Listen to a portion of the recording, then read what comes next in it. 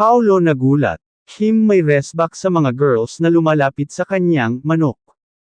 Boom! May paaring si Kim Chu na agad ikinaalerta ng fans. Sa isang recent event, hindi nakalagpas sa mga mata ng netizens ang tila matapang ngunit klase na pahayag ni Kim, na parabang may pinapatamaan. Kung sino man yung mga lumalapit-lapit dyan, careful kayo, may nanunood. Sabay tawa, pero may killer look si Kim. Sino nga ba ang tinutukoy niya? At higit sa lahat, bakit biglang nagulat si Paolo Avellino?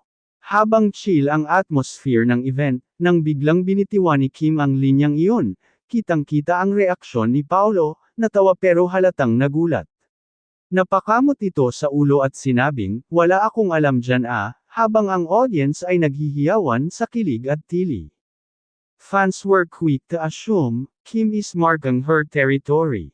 Hindi man tahasang inamin, mukhang may laman ang banat ng actress, lalo na't lately ay napapansin ang sunod-sunod na babaeng nilink sa kanyang rumored boyfriend na si Paolo. Ilang netizens ang nag-react, "Protect your peace, Kim.